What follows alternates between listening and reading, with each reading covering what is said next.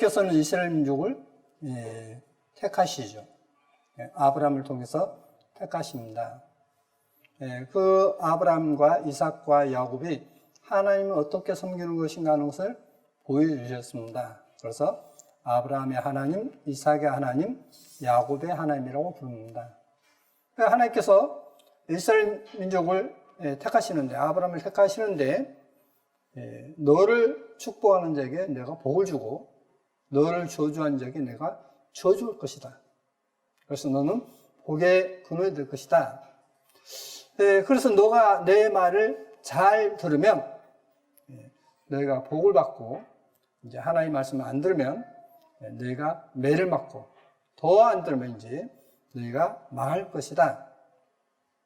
그러나 이제 아주 망하지는 않을 것이다. 나라가 망하지만은 먼 훗날 다시 회복할 것이고, 그렇게 해서 하나님께서 살아계신다는 그 하나님의 영광을 나타내 보일 것이다. 그것이 이제 언제냐면 지금 우리 시대에 지금 되어가고 있습니다. 그리고 이제 완전한 그 하나님의 영광이 나타나는 것은 주님의 재림 때에 그것을 우리가 보게 될 것입니다. 그래서 이제 그런 내용을 이제 한번 역사를 통해서 한번 잠깐 보시겠습니다. 이 이스라엘 나라가 히브리 국가가 만들어져서 이제 처음에 사울이 왕이 되죠. 출애굽 이후에 이제 4세대를 지나서 이제 왕이 세워지게 되고, 사울로부터 해서 이제 다윗, 솔로몬으로 이어지는데, 이 솔로몬이 우상 숭배를 함으로 인해서 나라가 이제 남북으로 갈라지죠. 그래서 북이스라엘, 남유다로 나뉩니다. 근데 그 이유가 뭐냐면 우상 숭배였습니다. 그리고 이제 이 북이스라엘은 계속 우상 숭배를 함으로 인해서 선지자들의 경고를 듣고도 돌이키지 않으니까 아시리아에서 나라가 망합니다. 721년경에 이스라엘 나라가, 북이스라엘 나라가 망하죠. 그리고 이제 남유다는 586년에 나라가 망하면서 그때의 예루살렘 성전이 이제 완전히 파괴되어 버립니다. 그리고 그 기물이 다 이제 바벨론으로 이제 가져갑니다. 그 포로된 사람 중에 한 사람이 누구냐면 다니엘입니다. 다니엘이 단서를 썼죠. 근데 이제 다시 이스라엘 나라가 이제 70년 만에 돌아올 것이라는 그 예언의 말씀처럼 이스라엘 민족이 회복됩니다. 회복되어서 다시 이제 사는데, 그들이 여전히 하나님을 거역함으로 인해서 그들은 이제 로마의 지배하에 있게 됩니다. 그때에 십자가에 주님께서 못 박히게 되고, 그리고 이제 십자가에 못 박히고 난 이후에 이제 AD 서기 70년에 이제 예루살렘이 완전히 불타버립니다. 그러면 이제 주님께서 오시기 전에 죄는 뭐냐? 우상숭배였습니다. 그러면 주님께서 오시고 난 이후에 죄는 뭐냐? 메시아가 오셨는데 메시아가 아니라고 영접하지 않았습니다. 그래서 그때에 영접하는 자는 요한복음 1장에 있는 말씀처럼 영접하는 자, 곧 그 이름을 믿는 자들에게는 하나님의 자녀가 되는 권세를 주시니라고 말씀해 놓고 있습니다. 근데 이제 대부분 영접하지 않고 주님께서 오셔서 이제 제사를 폐해버리는데, 여전히 그들은 하나님께서 성막에 이제 지성소와 성소를 가르는 휘장을 주님께서 찢어버렸는데도 불구하고 다시 그곳에서 제사를 지냅니다. 제사니까 하나님께서 그걸 보실 때 악하죠. 그래서 그 성전을 이제 완전히 로마 타이터스에 의해서 완전히 이제 불태워버립니다. 그래서 이제 그때부터 이스라엘 민족은, 유다 민족은 전 세계에 이제 흩어져서 살게 됩니다. 흩어져서 사는데 그들이 여전히 우상 숭배를 함으로 인해서 하나님께서 그들에게 계속 재앙을 내리십니다. 그 재앙을 내릴 때에 많은 사람들이 죽죠. 많은 사람들이 죽는데, 죽으니까 이제 모든 이방인들이 뭐라고 하냐면, 봐라, 하나님이 살아계신다고 하면 하나님의 백성이 저럴 수 있느냐, 저렇게 고난을 받을 수 있느냐라고 합니다. 그러니까 하나님께서 하나님의 그 영광스러운 이름을 위해서 이스라엘 민족이 잘해서가 아니라 이스라엘 민족을 다시 모으고 이스라엘 민족을 변화시켜서 하나님의 존재하심을 나타내고, 이스라엘 나라가 이제 마지막 전쟁을 하는데, 성경에서 우리가 아시는 바와 같이 이제 마지막에 러시아가 군사동맹을, 여러 나라와 군사동맹을 이뤄서 이스라엘을 치고, 또 이 중국이 동방의 왕들을 규합해서 이스라엘을 칩니다. 그때 칠 때 이제 성경에서 보면, 이스라엘 나라가 이제 망했구나. 왜냐하면 성읍 절반이 이제 어떤 이렇게 함락되어지고 이제 하는 그런 내용이 나오죠. 그래서 이제 이스라엘 나라가 이제 이번에는 못 견디고 망하는 것이구나 하실 때 주님께서 친히 오셔서 그들을 멸하고 하나님의 존재하심을 나타낼 것이다 하는 것이 지금 성경 예언입니다. 그래서 여기 AD 70년에 망하고 1948년에 독립을 하게 됩니다. 그리고 이제 지금 성전이 지어지려 하고 있는데, 이 성전이 지어지고 난 이후 다니엘서 12장에 있는 말씀처럼 1335일 된 날 주님께서 재림할 것이다 하는 것이 이 성경의 재림의 날까지를 말씀해 놓고 있습니다. 그러니까 언제 성전이 재건되어서 그곳에서 첫 제사를 지낼 때부터 이제 1335일이 되는 날이 주님의 재림의 날이라 할 성경은 말씀해 놓고 있습니다. 그런데 이것은 분명 과거 역사가 이루어졌듯이 이것이 이루어질 것이라는 것을 우리가 볼 수 있습니다. 그러면 여기서 예레미야 2장에 이런 말씀이 있습니다. 내가 너희를 인도하여 기름진 땅에 들여 그 과실과 그 아름다운 것을 먹게 하였거늘 너희가 이리로 들어와서는 내 땅을 더럽히고 내 기업을 가증히 만들었으며, 제사장들은 야훼께서 어디 계시냐 하지 아니하며, 율법 잡은 자들은 나를 알지 못하며, 관리들도 나를 한가하며, 선지자들은 바알의 이름으로 예언하고 무익한 것을 쫓았느니라. 이렇게 말씀을 했습니다. 지금 바벨론 왕 느부갓네살 왕에게 멸망하기 직전에 지금 예레미야가 이런 경고를 합니다. 너희들이 지금 하나님은 어떻게 하고 있느냐? 하나님 율법은 이제 율법을 가진 너희들도 알지 못하고, 또 이제 선지자들은 바알의 이름으로 예언한다라고 말씀해 놓고 있습니다. 그러면 이 바알은 그러면 우상이지 않습니까? 그러면 바알이 누구죠? 아세요? 바알의 이름으로 예언한다 했는데 이 바알이 누구이겠습니까? 근데 오늘날 기독교가 그러면 바알 신을 섬깁니까? 안 섬겨요? 어때요? 권영님, 오늘날 기독교가 바알 신을 섬깁니까? 섬기지 않습니까? 안 섬기죠. 네. 그런데 놀랍게도 오늘날 기독교의 90% 이상이 바알 신을 섬기고 있습니다. 엄청난 이제 충격이죠. 그러면 그 증거를 보여드리겠습니다. 바알이 무엇인가 하는 것을 알면 이게 오늘날 얼마나 많은 기독교가 타락해 있는가 하는 것을 알 수가 있습니다. 자, 이스라엘가 이제 바알 신을 섬김으로 인해서 망하는데, 에스겔 36장에서 말씀해 놓기를 그렇게 이제 망하니까 팔아, 이스라엘 민족이 망한 거 보면 하나님이 어디 계시냐라고 하는 것입니다. 그래서 하나님께서 하나님의 영광스러운 이름을 위해서 그들을 다시 모을 것이다 라고 했습니다.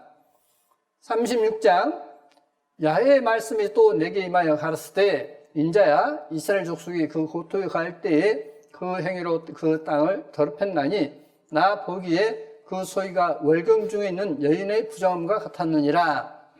그들이 땅 위에 피를 쏟았으며, 다시 말하면 이제 살인했다 이 말입니다.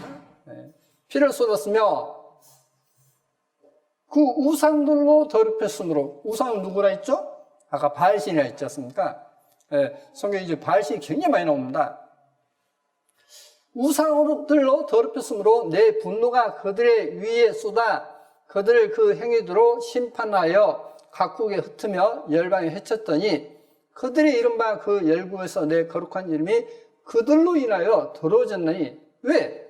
이스라엘 나라가 간 데마다 이제 죽습니다. 그러니까 하나님이 계신다면 저러냐? 하나님으로 인해서 네 죄는 뭐라고 하냐면 신은 죽었다고 이야기했습니다. 왜? 이스라엘 민족을 보니까 죽었다는 거예요. 왜? 성경은 그렇지 않은데 성경에 나타난 그 하나님 없고 이스라엘 민족이 왜 저렇게 죽느냐? 그래서 그것 때문에 네 신은 죽었다라고 이야기했던 것입니다. 자, 그래서 내 거룩한 이름이 그들로 인하여 더러워졌나니 곧 사람들이 그들을 가리켜 이르기를 이들은 야의 백성이라도 야의 땅에서 떠난 자라 하였음이니라. 그러나 이스라엘 족속이 들어간 그 열국에서 더럽힌 내 거룩한 이름을 내가 아꼈노라. 그러므로 너는 이스라엘 족속에게 이르기를 주 야의 말씀에 이스라엘 족속아, 내가 이렇게 행함은 너희를 위함이 아니요 너희가 들어간 그 열국에서 더럽힌 나의 거룩한 이름을 위함이라. 열국 가운데서 더럽힘을 받은 이름 곧 너희가 그들 중에서 더럽힌 나의 큰 이름을 내가 거룩하게 할지라. 내가 그들의 목전에서 너희로 인하여 나의 거룩함을 나타내리니 열국 사람이 나를 야인 줄 알리라. 나 주 야의 말이니라. 그러니까 하나님께서 이스라엘 민족에게 이제 큰 복을 주심으로 인해서 정말 하나님이 살아계시네? 라고 말을 하게끔 만들겠다는 것입니다. 내가 너희를 열국 중에서 취하여내고 열국 중에서 모아 데리고 고토에 들어가서, 그러니까 옛 땅에 들어가서, 이스라엘 민족이 거했던 옛 땅에 들어가서 맑은 물로 너희에게 뿌려서 너희로 정결케 하되 곧 너희 모든 더러운 것과 모든 우상을 섬기면서 너희를 정결케 할 것이며. 자, 이스라엘 민족 보십시오. 이스라엘 민족이 바알신만 섬긴 게 아니라 아스타롯도 섬겼습니다. 그러면 이 모든 우상을 섬기면서 너희를 정결케, 깨끗게 할 것이다 라고 말씀을 놓고 있습니다.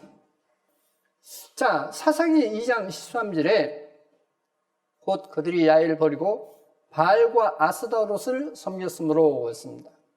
바알신을 섬기고 아스타롯을 섬겼다 했습니다. 또 그러면 아스타롯은 무엇이죠? 누구를 가리키고 있습니까? 자, 시간이 없으니까 그냥 바로 넘어가겠습니다. 이것을 보시면 이 족보를 보시면 이제 알 수 있습니다. 노아의 아들 셈과 함과 야빗이다라고 창세기 6장 10절 나와 있지 않습니까? 그리고 이제 계속 족보가 이어집니다. 그래서 함의 아들이 구스이고, 그래서 함의 아들은 구스와 미스라임과 북과 가나안이요 했는데 바로 그 구스입니다. 구스의 처 세미라미스가 있습니다. 그리고 이제 구스가 아들을 낳는데 니무롯이라 했습니다. 처음에 우리말에 영걸이라 했지 않습니까? 그래서 이제 특이한 사냥꾼이다라고 했습니다. 여기서 특이한 사냥꾼이라는 이야기는 뭐냐면 이 니무롯이 사람을 신께 바친다고 하면서 사람을 죽여서 바쳤어요. 그래서 특이한 사냥꾼인 것입니다. 그러니까 이 니무롯은 하나님을 섬기는 것이 아니라 하나님 아닌 사탄을 섬긴 것입니다. 그래서 이 니무롯을 노아의 아들 셈과 함과 야빗인데 이 셈이 이 니무롯을 죽여버려요. 이놈아, 너가 사람을 죽여? 해서 죽여버립니다. 그래서 이제 많은 사람들에게 이 니무롯의 시체를 이제 해서 동항을 해서 보내니까 이 세미라미스가 이제 참 더러운 여자입니다. 이 세미라미스는 이 구스의 처입니다. 구스의 처인데 이 세미라미스가 자기 남편 구스가 죽고 나니까 아들 니무롯과 결혼을 해요. 자기 자식과. 아주 음란 여자이죠. 추한 여자입니다. 그래서 이제 이 니무롯을 셈이 죽여버리니까 이 세미라미스가 뭐라고 하냐면, 이제 사탄 마귀는 거짓말쟁이라 했지 않습니까? 이 거짓말을 해서 이 니무롯이 다시 살아났다. 그래서 이 니무롯이 다시 살아나서 니무롯이 태양신이 되었다라고 이야기한 것입니다. 니무롯이 태양신이 되었다. 태양신이 되었는데 이 태양신이 되었고 그러므로 해서 자기는 뭐냐면 그러면 구스는 누구냐? 자기 남편 구스는 이제 이 구스를 이제 하나님이라고 부릅니다. 하나님이고 이 세미라미스는 하나님의 부인이 되는 것이고 그리고 이제 니무롯은 하나님의 아들이 되는 것입니다. 하나님의 아들이 되는 거예요. 그렇게 해서 이제 새로운 종교를 만듭니다. 그래서 이제 바알과 아스타롯을 섬겼다는데 그 바알은 이제 구스의 아들 니무롯, 즉 니무롯이 태양신이 되었다 하여 헤레스, 히브리어로 헤라스, 이집트에서는 호러스, 로마에서는 주피터. 그리고 이제 이 아스타롯은 누구냐면 구스의 처이자 니무롯의 어머니자 아닌 세미라미스입니다. 세미라미스예요. 그래서 이집트에서는 이시스, 인도에서는 비너스, 에베소에서는 다이애나라고 부릅니다. 그러니까 지역마다 이제 그 이름이 달리게 불립니다. 자, 그러면 다시 보시겠습니다. 여기 보시면 이제 세미라미스는 그의 사탄 사제들에게 행동을 계시하도록 명령했다. 그들은 거짓말, 마법, 그리고 최면에 대가했다. 어디에서나 세미라미스가 어린 니무롯을 안고 있는 동상을 볼 수 있다. 그녀는 얼마 안 있어 하늘의 여왕 아스타롯으로 추대되었다. 그녀의 상징은 달이었다. 그녀의 남편이자 아들은 니무롯은 태양신 바알로 불리었고 그의 상징은 태양이다. 바알 수면은 급속히 번져나갔다. 이렇게 되어 있어요. 이것은 누구냐면 알베르토 리베라 신부가 카톨릭의 검은교황 이제 예수의 수장 바로 밑에서 이제 성경을 보고 그곳에서 연구한 건데 그걸 알고 이제 주님을 영접하고 나와서 폭로한 내용입니다, 이게. 그래서 그 내용을 상세히 이제 했는데 시간이 없으니까 넘어가겠습니다. 그러니까 바알과 아스타롯을 섬겼다는 이야기는 성경에서 많이 나오는데 구스는 하나님이 되고 세미라미스는 세미라미스는 이제 하늘 황후가 되고 그것을 이제 다곤신이라고 합니다. 성경에 다곤신이 나오죠. 다곤신은 바로 하나님이고 이 다곤신의 부인이 누구냐? 이시스이고 그리고 니무롯은 하나님의 아들로서 바알이다. 그래서 호러스, 이집트에서 호러스 이제 태양신 겁니다. 이게 태양신이에요. 자,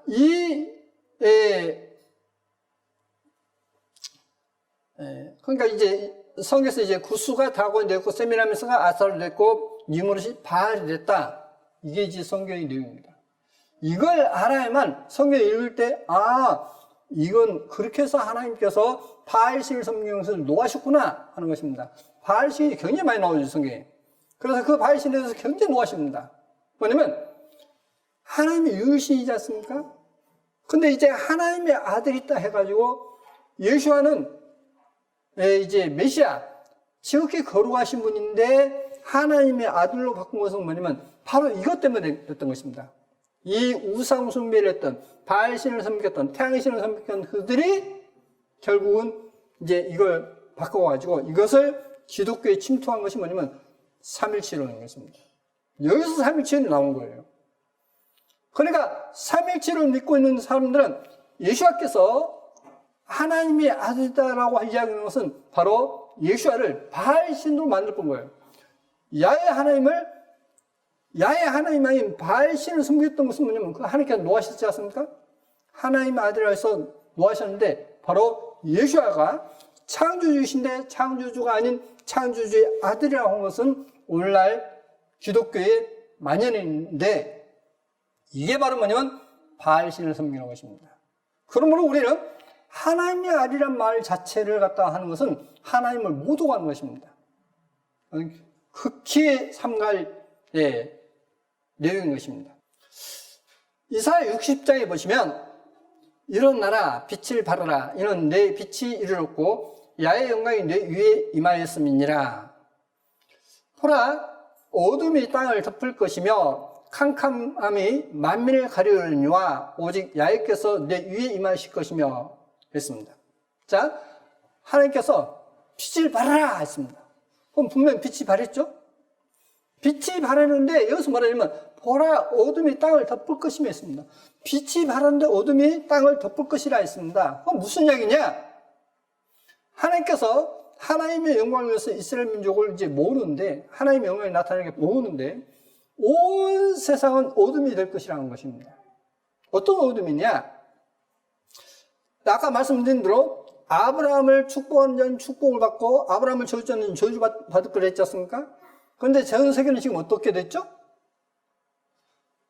아브라함의 후에 이 이스라엘 민족을 축복합니까? 저주합니까? 저주하죠. 날마다 이스라엘 민족은 테러가 있습니다. 계속 총이 난사해요. 그게 미국으로부터 해서 또 독일, 프랑스, 영국, 유럽 전역에 있어서 세계 어디를 가든지 유대인들은 테러의 대상이 되는 것입니다. 지금 현재. 근데 그것이 왜 하나님의 영광을 나타내는데 필요하냐? 자, 주님께서 십자가에 못 박히시는데 가룟 유다가 팔죠. 근데 가룟 유다가 파는데 가룟 유다는 나쁜 사람이죠. 살이 나지 않았으면 저게 좋을 뻔했다 했지 않습니까? 근데 가룟 유다도 하나님께서 쓰셨다는 것입니다. 성경 내용에 보면 주님께서 허락하셨어요. 여기에서도 똑같습니다. 우리가 하나님 말씀 듣는데 어떤 사람은 정말 그걸 말씀 받아서 순종해서 사는데 어떤 사람은 그걸 반박해서 대적하는 사람이 있습니다. 똑같이 말씀 듣는데도 희한하게도. 그래서 하나님의 역사에 있어서는 그 한 가지 두고서 그걸 선한 쪽에 서느냐 악한 쪽에 서느냐 하는 것은 그 사건은 분명히 있지만은 우리가 택하는 것입니다. 이게 신앙생활이에요. 자, 그래서 오직 야훼께서 내 위에 임하실 것이며 그 영광이 하나님의 영광이 내 위에 나타나리니 열방은 전 세계 모든 나라는 내 빛으로 열방은 빛은 내 광명으로 나아오리라. 내 눈을 들어 사람을 보라. 무리가 다 모여 내게로 오느니라. 내 아들들은 원망이 쏘겠고 내 딸들은 안구일 것이라. 자, 이스라엘 민족이 전에 흩어졌지 않습니까? 하나님 앞에 죄를 임으로 인해서 흩어졌는데 다 올 것이다. 그때 내가 보고 희생을 바라며 내 마음이 놀라고 또 화창하리니 이는 바다의 풍부가 내게로 돌아오며 열방의 재물이 내게로 옴이라. 바다의 풍부가 내게로 올 것이다. 바다의 어떤 그 풍부함이 내게로 올 것이고 또 열방 전 세계 모든 나라의 재물이 내게로 올 것이다 했습니다. 성경에 분명히 그렇게 되어 있어요. 어떤 사람이 부자가 되고 가난하게 된 것이 하나님으로 해서 된 것이지 어떤 자기의 잘해서 된 것이 아니란 거예요. 누부갓네살 왕이 왕된 것은 하나님께서 세우셨다 했지 자기가 잘해서 된 게 아니란 것입니다. 그런데 자기가 잘했다고 이야기하죠. 내 능력으로 이걸 건설했다 하지 않습니까? 그러니까 그냥 그 말이 떨어지기가 무섭게 그냥 미치광이를 만들어버리죠. 7년 동안. 그리고 하나님께서 이 모든 걸 다 다스리시구나 라고 독백하는 순간 다시 재정이 해내서 왕이 오르죠. 모든 건 하나님께 달렸다는 것을 성경에서 우리에게 그런 식으로 가르치고 있습니다. 그런데 왜 하나님을 의지하지 않고 내 방법대로 내 생각도 살려야 하냐는 겁니다. 그것은 주님이 아직도 나의 가운데서 주인이 되지 않고 내가 여전히 주인이 되어 사는 것입니다. 그건 진정한 믿음이 아니라고 하는 것을 성경은 가르치고 있습니다. 우리는 이 점에 정말 주시해야 될 것입니다.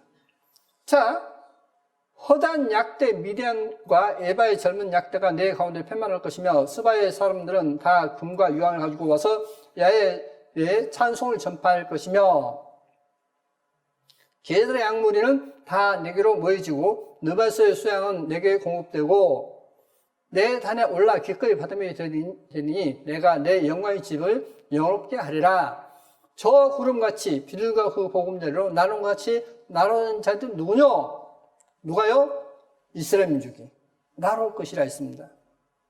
곧 섬들이 나를 앙망하고 다윗의 배들이 먼저 이르되 원망에서 내 사슴과 그 은금을 아울러 싣고 와서 내 하나님 야훼의 이름에 드리라 하며 이스라엘의 거룩한 자에게 드리라 하는 자들이라. 이는 내가 너를 영화롭게 하였음이니라. 자, 나올 것이라 했습니다. 이게 91년 신문입니다. 국밀본인데 20세기 초 시온주의 불길 소속 8교환 이스라엘 땅으로 이제 이스라엘 민족이 들어옵니다. 들어오는데 유대인의 땅 인정 발포선언 현실화했습니다. 발포선언을 하면서 이스라엘의 이 팔레스타인 땅은 유대인 땅이다 했는데 그것이 발표되자마자 전 세계에서 모여들었습니다. 이게 발포선언이에요. 자, 그들이 이제 날아올 것이라 했는데 여기 보십시오. 이 이스라엘은 전부 다 아랍으로 둘러싸여 있습니다. 그래서 이제 비행기나 배가 아니면 이 이스라엘 땅에 들어갈 수가 없어요. 그런데 여기 보십시오. 1948년 가을 아랍 전역에서 4만 5천 명의 유대인이 비행기를 타고 귀국한다라고 했습니다. 정말 비행기로 오지 않습니까? 그러면 지금 이 예언이 에스겔 내용만 해도 지금부터 2600년 전 예언입니다. 2600년 전 예언이 현실화됐어요. 그럼 비행기를 언제 만들었냐? 지금 비행기가 만드니까 불과 110년밖에 안 되지 않습니까? 라이트 형제가 최초로 비행기를 만들었지 않습니까? 그것도 몇 메타 날아가지도 못한 것을. 그게 시발점에 대해서 이제 1차 세대든 2차 세대를 거치면서 1차 세대 때는 겨우 정찰기, 2차 세대 때는 이제 전투기, 이제 2차 세계대전이 끝나고 나니까 항공산업이 이제 멈출 수밖에 없는 것입니다. 그래서 이제 만든 것이 뭐냐면 덩치를 크게 해서 여기기를 만들었던 것입니다. 그 여기기가 만들면서 유대인들은 비행기로 날아왔습니다. 얼마나 하나님께서 정확하게 이제 시간을 맞추었습니다. 자, 뿐만 아니라 소련은 아예 이제 이민을 허용하지 않았습니다.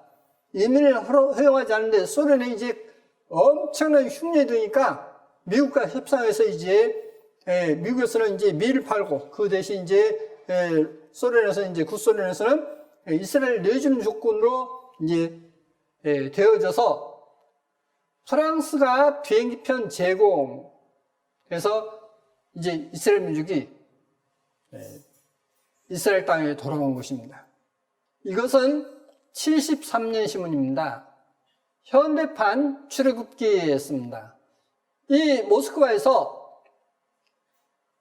기차로에서 이제 루마니아, 부카레스트와 이제 이쪽에 오스트리아, 비엔나까지 기차로 와서 여기서부터 이스라엘 나라로 이렇게 비행기로 옵니다. 비행기로 오지 않습니까? 왜? 아랍에 둘러싸여 있기 때문에, 이슬람 국가에 둘러싸여 있기 때문에 이제 이렇게 올 수밖에 없었습니다. 자, 계속해서 이사야 60장을 보시면 내가 노하여 너를 쳤으나 왜요? 이제 하나님 앞에 우상 숭배를 먼저 했었고 메시아가 오셨는데 메시아를 받아들이지 않고 배척했지 않습니까? 그것 때문에 이제 내가 노하여 너를 쳤으나 이제는 나의 은혜로 너를 긍휼히 여겼은즉, 자, 불쌍해서 도운다 했습니다. 불쌍해서 도우면서 이방인들이 내 성벽을 쌓을 것이요 했습니다. 그 왕들이 너를 봉사할 것이며, 이방인들은 누굽니까? 이스라엘 민족 아닌 다른 민족들이지 않습니까? 이방인들이 내 성벽을 쌓을 것이다 했습니다. 그러면 성벽을 쌓는다는 것은 그 성이 망한단 말입니까? 흥한다는 이야기입니까? 흥한다는 이야기겠지 않습니까? 근데 이제 작년에 가서 보니까 이스라엘의 이제 이 그 관광객들이 가장 적은 때에 맞춰가지고 이제 호텔 예약비도 쉽고 하니까 가장 적은 때라고 해서 갔습니다. 갔는데요. 예루살렘에 발칠 틈이 없어요. 어떻게나 빡빡이 사람들이 왔다 갔다 하는지 발칠 틈이 없고 사진을 찍을 수가 없어요. 왜 계속 밀도 하니까. 그래서 잠깐 좀 서 있으라고 해놓고 사진 얼른 찍고 또 비켜주고 합니다. 그래서 여기에 이제 한번 사진 한 장을 보여드리겠습니다. 이렇게 사람들이 빡빡이 서 있어요. 네. 이 예루살렘이 이 로마 타이터스에 의해서 망하는데,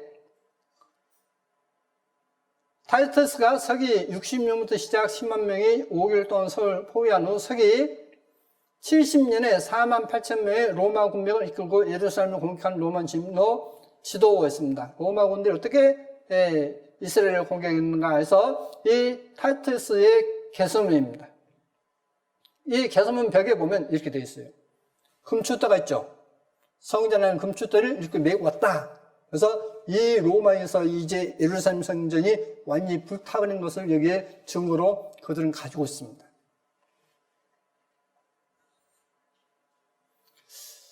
자, 에스겔 22장에 보시면 이제 이스라엘 나라가 분명 이 주님을 메시아를 받아들이지 않고 배척했던 죄 때문에 그 배척한 사람들 어떻게 하실 것이다 라고 예언해 놓고 있었냐면 에스겔 22장에서 이렇게 말씀해 놓고 있습니다.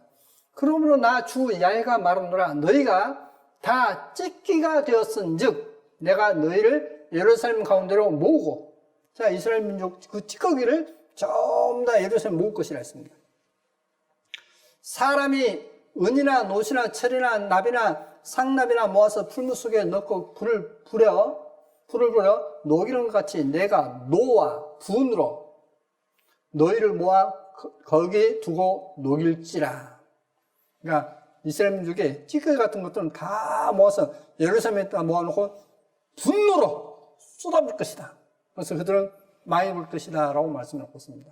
그럼 놀랍게도 이 에스겔 22장처럼 주님께서 오셨는데 주님을 영접하지 않고 계속 그곳에서 예루살렘에서 성전에서 제사장들이 제사 지내는데 그 제사에 참여하기 위해서 왔다가 다 죽어버립니다. 다 죽어버려요. 자, 시간이 없으니까 이것도 이것만 보겠습니다. 예루살렘이 포위된 기간 동안 포로로 잡힌 자의 수는 9만 7천 명에 달했으며 사망자 수는 110만 명에 달했다. 이 사망자 수의 대부분은 예루살렘 시민이 아닌 유대인이었다. 이들은 유대국 각지의 주민들로서 무교절을 지키기 위해 예루살렘 방문했다가 갑자기 로마군에 의해 포위당한 유대인들이었다. 예루살렘에 이토록 많은 사람들이 기거하게 된 바람에 처음에는 전염병에 돌아 많은 수가 희생을 당했고 나중에는 기근으로 인해 떼죽음을 당하지 않을 수 없었다 했습니다. 자, 주님은 6월절 양이라 했죠. 그러니까 무교절 첫날이 6월절이지 않습니까? 그런데 주님이 6월절 양으로서 이제 희생제물로 드려졌는데 우리 죄로서 희생제물로 드리는데 그걸 믿지 않고 계속 제사를 지내는 그 찌꺼기들을 모아다가 싹 죽여버립니다. 근데 오늘날 한심한 일은 이들이 이것 때문에 예루살렘 망하고 죽었는데 또다시 절기를 지킨다는 정신나간 사람들이 있는 것입니다. 그게 바로 절기를 지켜야 한다는 사람들인 것입니다. 자, 여기 이제 갈라디아서 4장 8절을 보시면 이 본질상 하나님이 아닌 자들에게 종을 하였더니 했는데 여기서 우리말에 하나님이라는데 여기 보면 가습니다. 그러니까 소문자이죠. 그러니까 신들이죠. 신들. 자, 이걸 먼저 보여드리고 이걸 다시 한다면 그러나 너희가 그때는 하나님을 알지 못하여 본질상 신들이 아닌 자들에게 종도하였더니 이제는 너희가 하나님을 알 뿐더러 하나님의 아신 바 되었거늘 어찌 다시 했는데 그러면 여기 신들이 하나님과 신들은 어떻게 차이가 있느냐? 야훼 하나님 아닌 다른 하나님을 섬겼다. 그래서 야훼 하나님 아닌 다른 하나님을 섬긴 모든 절기가 되는 것입니다. 그런데 여기서 신들이라는 것은 뭐냐면 이제 신들이 아닌 자에게 종노했다. 그렇게 해서 이제 보십시오. 어째 다시 약하고 천한 초등학문으로 돌아가서 다시 저에게 종노하려느냐. 그래서 이제 구약 시대에 했던 것을 말하면 초등학문이라 했습니다. 초도의 어떤 가르침이라는 것입니다. 초보 학문 돌아가서 다시 저에게 종노하느냐. 너희가 날과 달과 절기와 해를 삼가 지키니 내가 너희를 위하여 수고한 것이 헛될까 두려워하노라. 그러면 예루살렘 성전에 이 제사장들이 하나님 앞에 제사하는 것은 진짜 메시아 온 것을 부정하려고 계속 지내는 그들을 가리켜서 이 믿는 사람들이 다시 유대교로 가는 것을 지금 경고하고 있는 말씀인 것입니다. 그러면 아까 신들을 했는데 요한복음 10장 35절에 성경은 패하지 못하니 하나님의 말씀을 받은 사람들을 뭐라고요? 신들이라 하셨거든. 이거 신이에요. 그러니까 주님의 말씀 받은 사람을 신이라고 합니다. 그러지 않습니까? 그런데 주님의 말씀 받아들이지 못하고 계속 예루살렘에 제사 지내는 그들은 참 신들이 아니다. 근데 너희가 그것을 또 종도하느냐? 또다시 유대교로 가서 그 날과 달과 절기 안식일을 지키려 하느냐? 그건 내가 너희로서 예수 곧 했던 그것이 헛되고 좁다라고 하는 이야기인 것입니다. 자, 이스라엘 자손에게 레위기 23절에 보시면 이스라엘 자손에게 고하여 이르라 너희가 공포하여 성일을 삼을 야훼 절기를 일하니라. 여섯 동안은 일할 것이요 제 일곱째 날은 쉴 안식일이니 성이라 너희는 무슨 일인지 하지 말라. 자, 야훼 절기의 첫 번째가 뭐냐? 안식일입니다. 여섯 동안 일하고 일곱째 쉬는 이것을 절기에 포함됐어요. 그래서 사람들은 여섯 절기는 그 절기가 아니고 신약을 이야기하는데 이 말씀 한마디가 그냥 끝이 맺어져 버립니다. 자, 또 보시겠습니다. 그래서 골로새 2장에 그러면 먹고 마시는 것과 절기나 월삭이나 안식일을 인하여 누구든 너희를 평론하지 못하게 하라. 그래서 여기서 제 안식일을 제7일 안식일이 아닌 절기 안식일을 이야기합니다. 근데 절기 안식일이 됐던 그냥 안식일이 됐던 다 절기예요. 그리고 실제 원어성경 옛 원어성을 보면 이 안식일이 단수입니다. 단수라는 이야기는 절기 안식일이 아니란 뜻이에요. 절기 안식일은 복수입니다. 그런데 단수 안식일은 완전히 제7일 안식일을 이야기하고 있습니다. 그래서 너희를 평론하지 못하게 하라. 이것들은 장래일의 그림자나 몸은 그리스도의 것이니라. 자, 이것들은 이 절기나 안식일은 그리스도의 어떤 그림자에 불과하다. 자, 주님께서 안식의 주인이 되시나 했죠. 우리에게 마음의 안식을 주셨습니다. 또 주님께서는 이제 6월절날 이제 양잡날 주님이 잡히셨지 않습니까? 그래서 6월절 양이 됐습니다. 이제 첫 열매를 드리지 않습니까? 그래서 부활하셨습니다. 오순절에 주님께서 성림했죠. 그래서 그 절기는 뭐냐면 전부 다 그리스도의 그림자다. 그러면 앞으로 나팔절이 있는데 그 나팔절은 뭐냐? 뭘까요? 주님께서 오실 때 나팔 분다 있지 않습니까? 그러므로 제 이름도 나팔절 온다는 암시인 것입니다. 그러니까 1335일 그 되는 날이 나팔절로 맞추면 되는 것입니다. 성경에 지어져서 나팔절로 이제 맞추면 되는 것입니다. 자, 히브리서 6장 20절에 그리로 앞서가신 예수와께서 멜기세덱의 반차를 쫓아 영원히 대제사장이 되어 우리를 위하여 들어가시느니라. 자, 주님은 예수와께서 누구시다고요? 영원히 대제사장이 됐다 했습니다. 멜기세덱의 반차를 쫓았어. 그러니까 멜기세덱이 제사장이었던 것처럼 예수와가 누구냐? 바로 그 멜기세덱과 같은 제사장이다. 대제사장이라는 것입니다. 그러면 이 예수와나 이 멜기세덱과 같은 어떤 레벨이라는 이야기인 것입니다. 지금 말씀이. 자, 그러면 보시겠습니다. 이어서 보시면 히브리서 7장에 이 멜기세덱은 살렘 왕이요 지극히 높으신 하나님의 제사장이라 여러 임금을 쳐서 죽이고 돌아오는 아브라함을 만나 복을 빈 자라. 아브라함이 일체 10분의 1을 그에게 나눠준지라. 그 이름을 번역한즉 첫째 의의 왕이요 또 살렘 왕이요 살렘 왕이니 곧 평강의 왕이요. 평강의 왕 누구시죠? 이사야 9장 6절에 이는 한 아이가 우리에게 낳고 한 아들 우리에게 주시면 되는데 그 어깨는 정사를 메고 그 이름은 기묘자라 모사라 전능하신 하나님이라 영존하신 왕이라 평강 왕이라.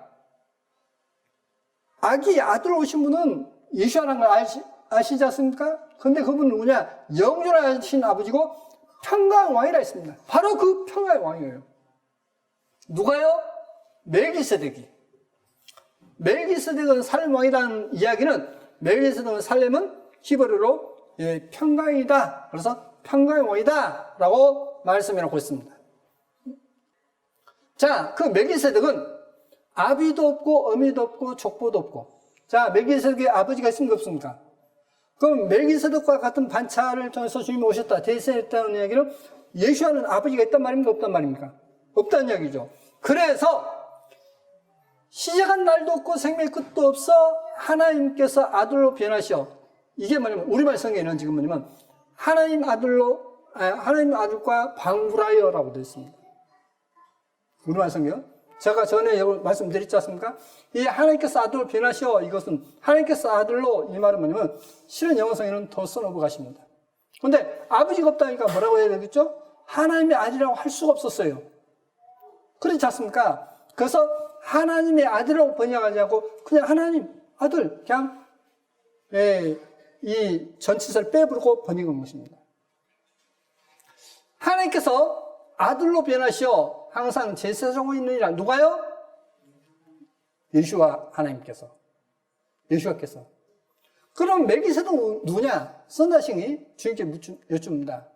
주님께서 주님을 여쭈는데 주님이 이제 누구냐면 자신이 바로 그 멜기세덱이었다. 하나님이셨다.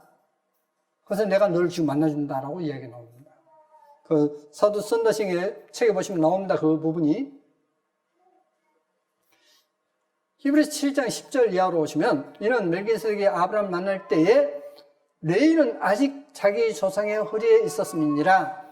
레위 계통의 제사직분으로 말미암아 온전함을 얻을 수 있었으면 백성이 그 아래서 율법을 받았으니 어찌 아론의 반차를 쫓지 않고 멜기세덱의 반차를 쫓은 별다른 한 제사장을 세울 필요가 있느냐? 제사 직분이 변역한즉 바뀐즉 율법도 바뀝니까 안 바뀝니까? 바뀌죠. 자, 레위지파가 제사를 지냈단 말입니다. 아브라함의 이제 후손 가운데 이제 아브라함이 이삭을 낳고 이삭이 야곱을 낳고 야곱이 12아들을 낳아서 이제 레위가 나오지 않습니까? 그 레위가 제사 직분을 행했는데 그 이전부터 멜기세덱은 있었다. 그러면 주님은 뭐냐? 그 레위지파에 속하는 유다지파에 속하는데 바로 멜기세덱의 그 반열이다. 그렇기 때문에 제사 직분이 바뀌니까 그 제사하는 방법도 바뀐다는 얘기예요. 그래서 율법도 반드시 어떤다고요? 변역하리니. 이 변역한다는 내용이 뭐냐면 영어에 체인지라고 됐어요. 바뀌니 이것은 한 사람도 제단 일을 받들지 않은 다른 지파에 속한 자를 가리켜 말한 것이라. 우리 주께서 유다로 쫓아 나신 것이 분명하도다. 이 지파에는 모세가 제사장들에 관하여 말한 것이 하나도 없고 멜기세덱과 같은 별다른 제사장이 일어난 것을 보니 더욱 분명하도다. 그는 육체에 상관된 계명의 율법을 쫓지 아니하고. 육체에 상관된 계명의 율법은 뭡니까? 이제 제사 지는 법이지 않습니까?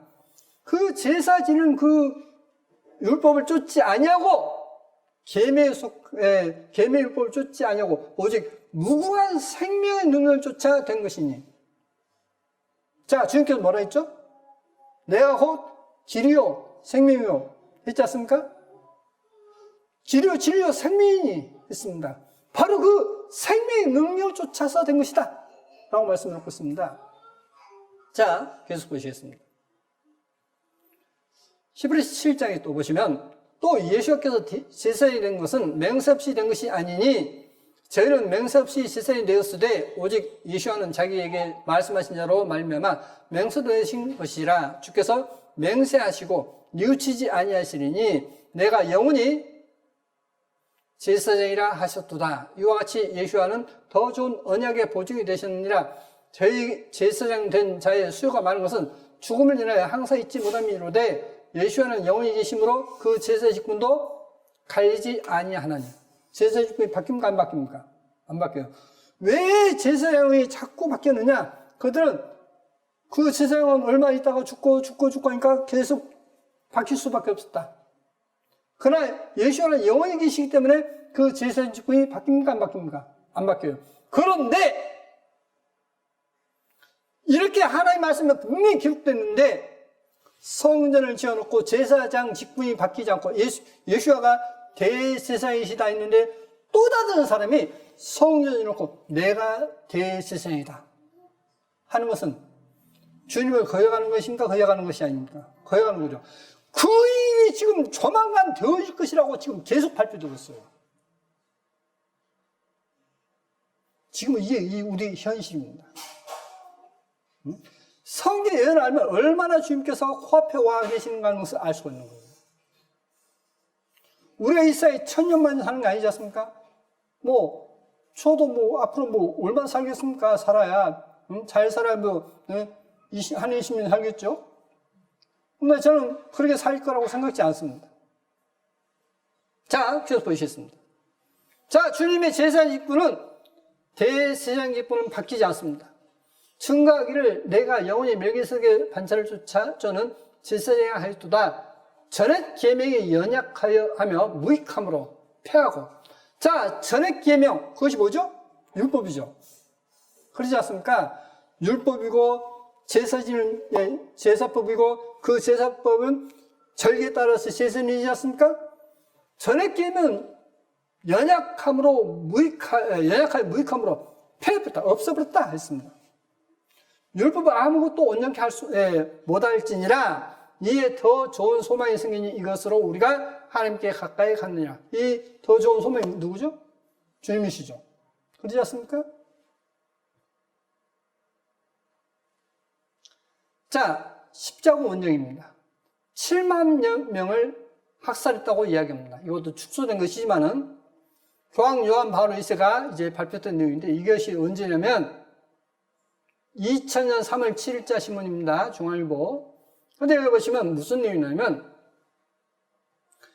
십자군 원정에 나선 1,500명의 십자군은 분예자들을 포함해 7만 명의 예루살렘인들을 학살하고 약탈했다. 예루살렘 거리는 발목까지 피가 넘쳤다. 6차례의 원정을 통해 콘스탄티노플과 베이루트 등의 도시들을 약탈했지만 예루살렘은 점령에 실패했다 했습니다.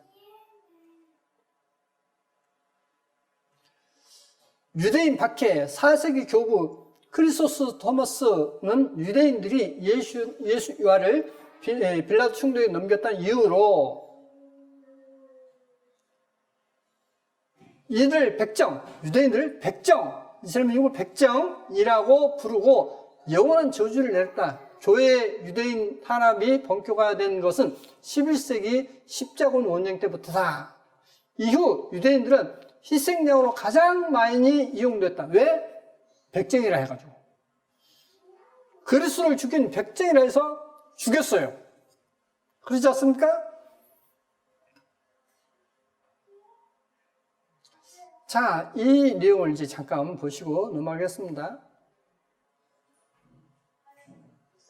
하나님이 하셨다라는 거, 그걸 갖다가 지금 간증하는 게 있습니다. 지금은 모사드가 농촌역 사건에 관여를 했다. 이것이 많이 알려져 있는데 상당히 오랫동안 그런 얘기를 할 수가 없었고 몰랐어요. 누구도. 근데 스티브 라이드 장로님이 이미 굉장히 오래전에 그런 간증을 2007년인가 제가 들었어요. 그 간증을 들은 것이 스티브 라이드 장로님은 소련에도 많이 가고 이런 좀 알려져 있는 기독교 사역자이기 때문에 북한을 갈 수가 없는데 하나님께서 굉장히 자기가 이스라엘을 위해서 여러 가지 할 일이 많은 중에 갑자기 너가 북한을 위해 기도하고 북한에 들어가야 된다. 그래서 스티브 라이드 장로님, 하나님 저는 이스라엘을 위한 마음을 갖고 있고 이스라엘 위해서 기도하기 원하는데 왜 제가 북한에 갑니까? 북한이 무슨 이스라엘하고 무슨 상관이 있습니까? 그랬을 때 이제 그리고 저는 북한에 못 갑니다. 비자 안 나옵니다. 근데 이게 비자가 CIA에서 연락이 와요. 이분한테. 그래서 CIA를 통해서 이 비자를 받게 되고 그곳에 혼자 들어가서 백두산 관광을 갔습니다. 백두산 관광을 갔는데 그때 관광을 온 사람들이 있는데 한국 사람들이 있었다고 했던 것 같아요. 그래서 한국 사람들한테 너네 기독교인이냐고 그랬고 나하고 동의를 해라. 그래서 하나님이 지시한 대로 한 대여섯 명이 팔짱을 끼워서 하나님의 역사를 일어났고 선포할 때 팔짱에서 너무나 강력한 하나님의 임재가 그 사람들을 광토하면서 그때 와우! 이게 뭐냐고 도대체. 그래서 그 기도 응답이 나갔는데 바로 그 시간에 모사드의 작업을 통해서 그 용천역에 있던 기차가 폭파가 되죠. 그래서 용천역에 그 사건이 아주 큰데요. 보면은 그 엄청나게 강력한 무기를 동원해서 폭발을 해서 땅이 움푹 파였거든요. 그 반경이 아주 큽니다. 보통의 어떤 폭탄이나 그런 걸로는 만들어질 수 없을 정도의 강력한 파괴가 일어났는데, 그래서 북한이 자기 자국 내에서 그렇게 엄청나게 커다란 외국 작전 세력에 의해서 사건이 일어난 적이 없기 때문에 그걸 실시하고 안 알리고 해서 그것이 묻혀졌습니다. 그 당시에는. 이제 지금 이제 알려져요. 근데 용천역에 대해서 그 사람들이 거짓말을 했는데 용천역 사진 뭐 이렇게 위성 사진으로 찍은 것도 보면 너무 피해 범위가 커서 북한이 말한 것이 사실이 아니다. 그렇게만 이제 추측이 있었고 무슨 일이 일어났는지 몰랐는데 용천역에 파괴된 기차 안에 시리아 국방장관 그리고 시리아의 국방을 책임지는 어떤 중요 요인들이 타고 있었고 중요한 거는 북한의 핵기술자 10명이 타고 있었다고 지금 나오고 있죠. 그래서 중요한 핵 그리고 무기가 가득 실려 있었다고 합니다. 그게 폭파가 안 됐으면 시리아가 핵무기를 그때 가질 수 있었어요. 하나님께서 그래서 그걸 막으신 거죠. 하나님의 역사는 이렇게 하늘에서 이루어진 것, 땅에 이루어지는 것이 바로 우리 기도의 초점이고 하나님께서 원하시는 것이 이 땅의 일들은 하늘의 일과 거의 이제 뭐 함께 갑니다. 그래서 용천역을 폭파시키는데요. 그 일을 하는데도 불구하고 하나님께서 하나님의 사람을 북한에 들어가게 해서 용천이 가깝지 않습니까? 백두산이 가서 그게 이제 몇 성도들과 함께 기도를 해요. 근데 그 시간에 폭발했거든요. 이게 기도예요. 그러니까 믿는 사람은 반드시 내 힘으로 할 수 있다라고 하면 안 돼요. 반드시 기도해야 됩니다. 얼마나 놀라운 일입니까? 우리에게는 이 일이 지금 빈번히 일어나고 있습니다. 내 성문이 항상 열려 주야로 닫히지 아니하리니 이는 사람이 내게로 열방의 재물을 가져오며 그 왕들을 포로로 이끌어 옴이라. 너를 섬기지 않은 백성과 나라는 파멸하리니 그 백성들은 반드시 진멸되리라. 자, 이스라엘 민족을 돕지 않고 파괴시키려는 사람들은 다 하나님께서 파괴시켜볼 거라 했습니다. 진멸할 것이라 했습니다. 그러면 저는 분명히 이야기할 수 있습니다. 북한이 계속 이스라엘을 치는데 이란 이스라엘 치죠. 시리아가 이스라엘 치지 않습니까? 계속 공격하지 않습니까? 그런데 그것을 뒤에서 무기를 공급하고 기술자를 지원하는 데가 북한이에요. 북한은 먼저 망합니다. 북한은 반드시 먼저 망해요. 이게 하나님의 말씀입니다. 저가 어떻게 해서 망한다는 게 아니라 하나님께서 멸하십니다. 그러니까 우리가 하나님께서 그 일이 이루어지도록 우리는 기도해야 돼요. 그것을 기도해야 됩니다.